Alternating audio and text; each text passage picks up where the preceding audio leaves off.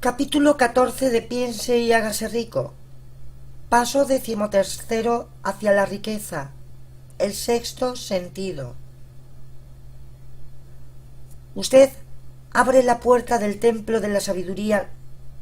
Gloriosos senderos de aventura creadora señalan el camino a seguir hacia la riqueza. El principio 13 se conoce bajo el nombre de sexto sentido, mediante el cual la inteligencia infinita puede comunicarse voluntariamente sin esfuerzo o exigencias por parte del individuo. Este principio es la cúspide de la filosofía. Puede asimilarse, comprenderse y aplicarse solamente dominando primero los otros 12 principios. El sexto sentido es esa porción del subconsciente al que ya hemos llamado imaginación creadora. También recibió el nombre de aparato receptor a través del cual se encienden en la mente ideas, planes y pensamientos. Esta forma de encendido algunas veces se llama inspiración o corazonada. El sexto sentido desafía toda descripción. No se puede describir a una persona que no haya dominado los otros principios de esta filosofía, porque tal persona no posee conocimientos y experiencias con lo que se pueda comparar el sexto sentido. La comprensión del sexto sentido llega sólo por medio de la meditación, a través de un desarrollo mental desde dentro. Una vez haya usted dominado los principios que se describen en este libro, estará preparado y preparada para aceptar como verdadera una declaración que, por otra parte, podría parecerle increíble. Con la ayuda del sexto sentido, se enterará a tiempo de los peligros que le amenazan, pudiendo así evitarlos, y a la vez el sexto sentido le notificará también a tiempo todas aquellas oportunidades que se presenten para que pueda aprovecharlas. Y así llega en su ayuda con el desarrollo del sexto sentido un ángel guardián que le abrirá en todo momento las puertas del templo de la sabiduría.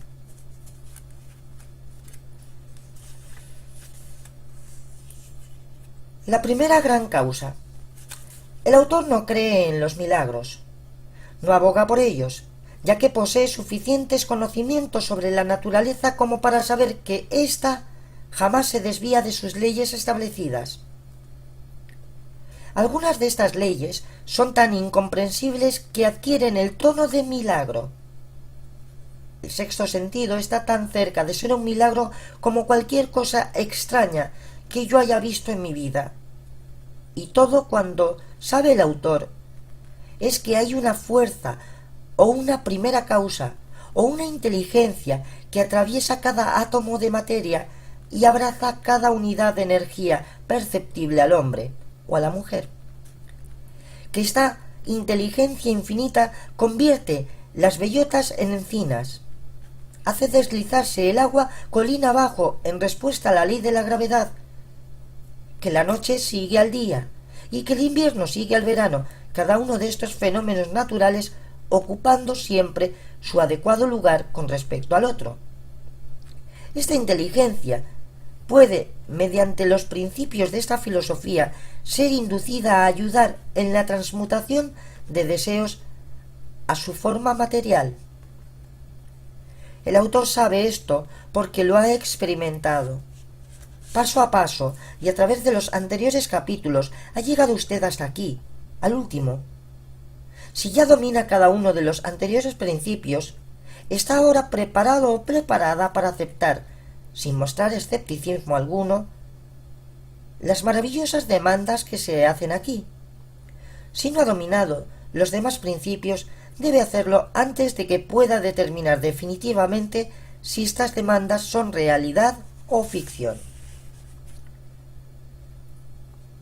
Cuando yo pasaba por la edad de adoración al héroe, recuerdo que muchas veces imité a aquellos que más admiraba Además, descubrí que el elemento de fe con el que trataba de imitar a mis ídolos me proporcionaba una gran capacidad para hacerlo así con mucho éxito. Puede usted emplear consejeros invisibles. Nunca he llegado a separarme del todo de esta adoración a los héroes. La experiencia me ha enseñado que las cosas más próximas a ser verdaderamente grande es emular a los grandes, sintiendo y actuando en lo posible con ellos. Muchísimo antes de haber escrito una línea para su publicación o de haber tratado de pronunciar un discurso en público, adopté la costumbre de reformar mi propio carácter, tratando de imitar a los 9 hombres cuyas vidas y trabajos siempre me habían impresionado. Estos 9 hombres eran Emerson, Paine, Edison, Darwin, Lincoln, Burbank, Napoleón, Ford y Carnegie. Cada noche, durante cierto número de años, celebré imaginaria reunión con este grupo al que yo llamaba mis consejeros invisibles. El procedimiento era este. Poco antes de dormirme, cerraba los ojos y veía en mi imaginación cómo este grupo de hombres tomaba asiento conmigo alrededor de una mesa de conferencias. Aquí tenía yo la oportunidad de sentarme entre aquellos que consideraba grandes, y no solo eso, sino que realmente dominaba al grupo sirviendo de presidente de la reunión. Yo tenía un propósito definido al dedicar mi imaginación a tales reuniones nocturnas, y este propósito era reformar mi propio carácter para que representara una verdadera mezcla o composición de los caracteres de mis imaginarios consejeros, dándome cuenta, como así lo hice muy pronto en la vida, de que tenía que vencer las desventajas de un nacimiento habido en plena superstición e ignorancia. Deliberadamente me señalé a mí mismo la tarea de volver a nacer mediante el método que acabo de describir.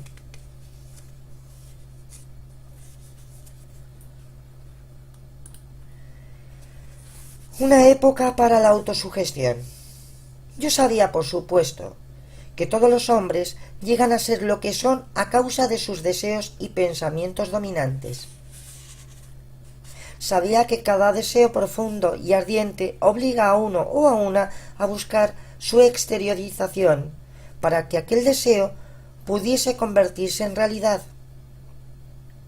Sabía que la autosugestión es un poderoso factor en la formación del carácter y que la autosugestión en realidad era el único principio mediante el cual se podía formar un carácter. Con este conocimiento de los principios de la operación mental, me sentí bien equipado y armado para reformar mi carácter. En estas imaginarias reuniones me dirigí abiertamente a los miembros de las mismas en la forma siguiente.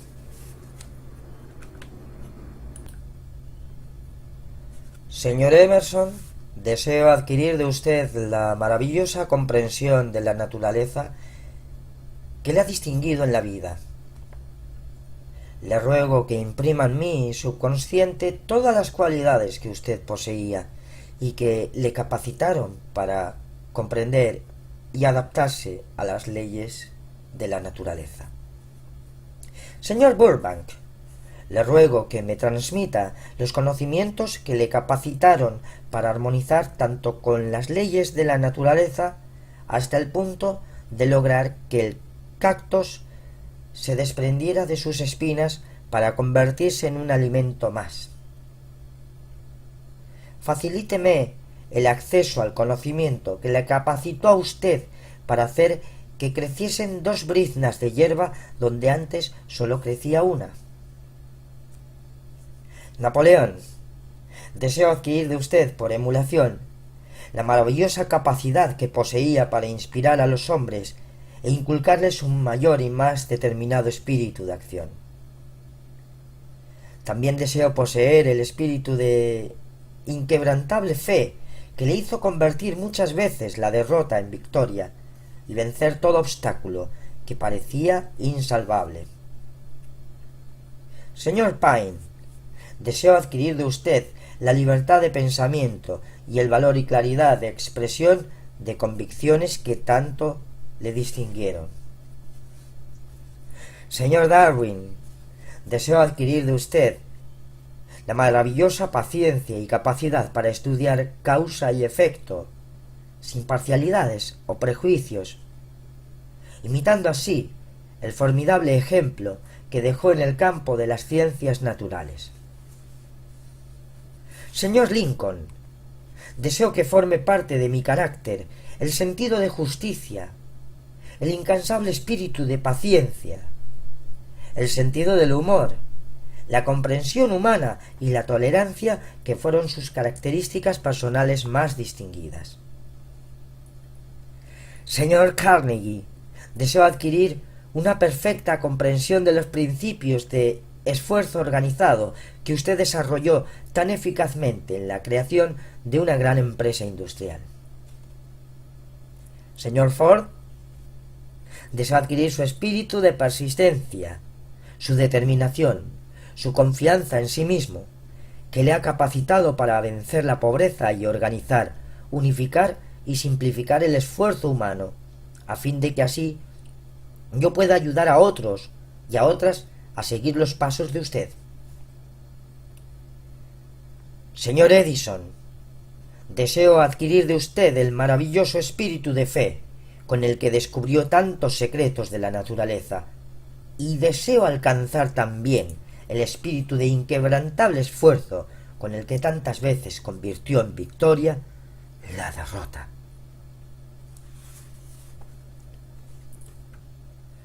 El gabinete imaginario. Mi método de dirigirme a los miembros del gabinete imaginario siempre variaba de acuerdo con las tendencias de carácter que por el momento me interesaba adquirir. Leí todos los informes de su vida con sumo detalle. Después de pasar unos meses empleando este procedimiento nocturno, me quedé terriblemente asombrado al descubrir que estas imaginarias figuras se habían convertido aparentemente en reales. Cada uno de estos 9 hombres poseía características personales que me sorprendieron. Por ejemplo, el señor Lincoln tenía la costumbre de llegar siempre tarde y luego daba la vuelta a la mesa adoptando solemne porte. Siempre mostraba su rostro profundamente serio. Rara vez le vi sonreír. Y esto no sucedía con los demás. Burbank y Pine a menudo respondían con agudeza que muchas veces sorprendía a los demás miembros de la reunión. En una ocasión, Burbank llegó tarde. Cuando vino, se mostró excitado y alegre y explicó que se había retrasado a causa de un experimento que estaba realizando y mediante el cual esperaba hacer crecer manzanas en cualquier clase de árbol. Pine le gastó una broma diciéndole que era un manzano precisamente el que había creado toda dificultad entre hombre y mujer. Darwin sugirió a Payne que tuviese cuidado con las pequeñas serpientes cuando fuese al bosque a recoger manzanas, ya que aquellos frutos tenían el hábito de convertirse en grandes reptiles más de una vez. Emerson observó: ni serpientes ni manzanos, y Napoleón añadió: ni manzanos ni Estado. Estas reuniones llegaron a ser para mí tan reales que empecé a temer sus consecuencias y durante varios meses las suprimí. Temí que si continuaba con ellas perdería de vista el hecho de que tales reuniones solo eran puras experiencias de mi imaginación. Esta es la primera vez que he tenido el valor de mencionar tal cosa, pero no quisiera que se me entendiese mal, y por ello deseo hacer hincapié aquí en que todavía recuerdo mis reuniones de gabinete como puramente imaginarias, pero también me siento obligado a sugerir que aun cuando los miembros de mi gabinete eran imaginarios, y aquellas reuniones no existían más que en mi imaginación, me condujeron por senderos gloriosos de aventura, por senderos en los que pude apreciar en todo su valor la grandeza, el espíritu creador y la expresión del pensamiento honesto. ¿Cómo inspirar el sexto sentido? En algún lugar de la estructura celular del cerebro hay un órgano que recibe vibraciones de pensamiento ordinariamente llamados corazonadas.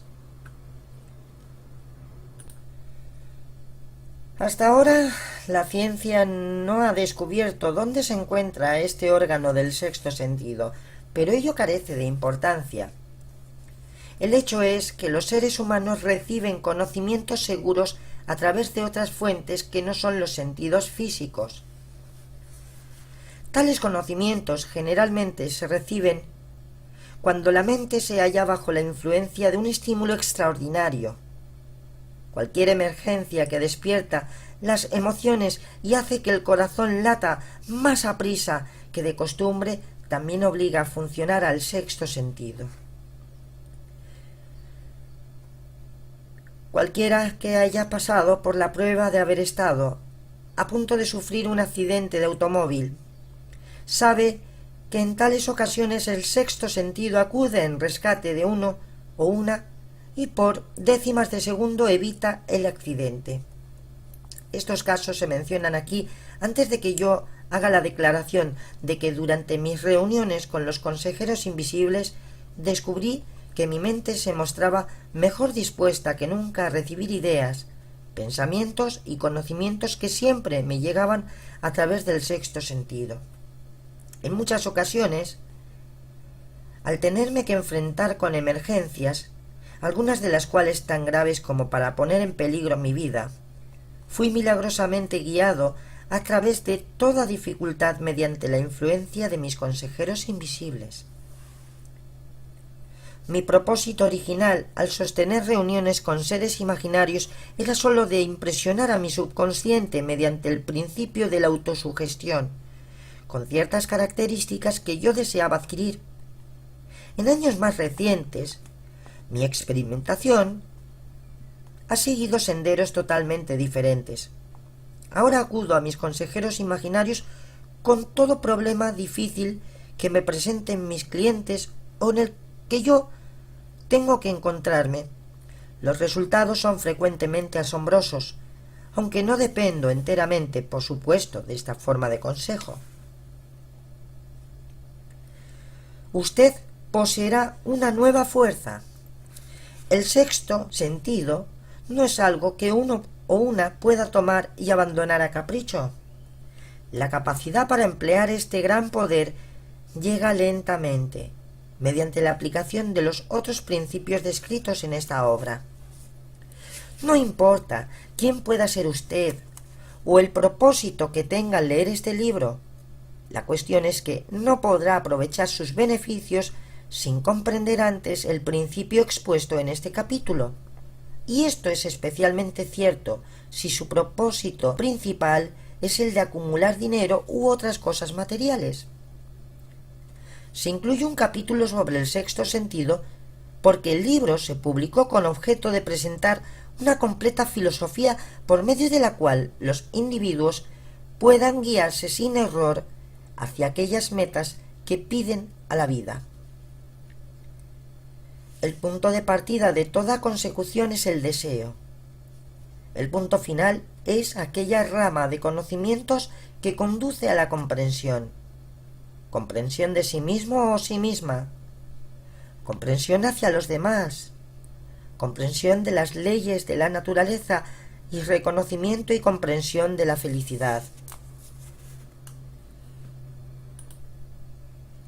Esta clase de comprensión llega en toda su plenitud únicamente familiarizándose y usando el principio del sexto sentido. Habiendo leído el capítulo, habrá observado que mientras lo leía posiblemente se elevó usted a un gran nivel de estímulo mental. ¡Espléndido! Vuelva a leerlo dentro de un mes y observe que su mente se eleva aún más en ese nivel de estimulación. Repita tal experiencia de vez en cuando, sin preocuparse por lo mucho o poco que pueda aprender por el momento, y eventualmente se encontrará en posición de una fuerza que le capacitará para desembarazarse del desánimo. Podrá dominar el temor, vencer la dilación y emplear libremente su imaginación. Entonces habrá sentido el toque de ese algo desconocido que ha sido y sigue siendo el espíritu alentador de todo gran pensador o pensadora, dirigente, artista, músico, escritor o estadista.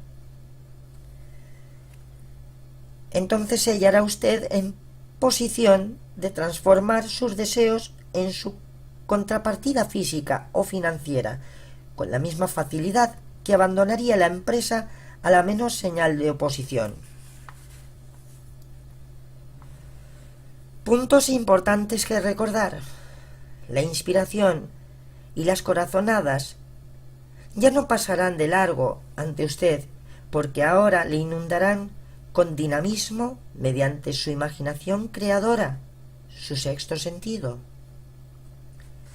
El autor eligió a Henry Ford y a otros hombres de éxito para que se convirtiesen en sus consejeros invisibles. Usted puede alcanzar sus objetivos lo mismo que lo hizo él, empleando el mismo sorprendente método. Ahora está usted en contacto con el desconocido algo que siempre se coloca al lado de los grandes hombres de todos los tiempos. Todavía parece realizar milagros en el campo de las artes y las ciencias, así como en los negocios de toda clase. Si su compromiso principal es acumular dinero u otra cosa material, este capítulo es especialmente importante para guiarle. La escalera del éxito nunca está muy ocupada en su cima. Y aquí nos quedamos hasta el capítulo de los 6 fantasmas del miedo, que será el capítulo 15 y último de este libro. Muchísimas gracias. Un abrazo.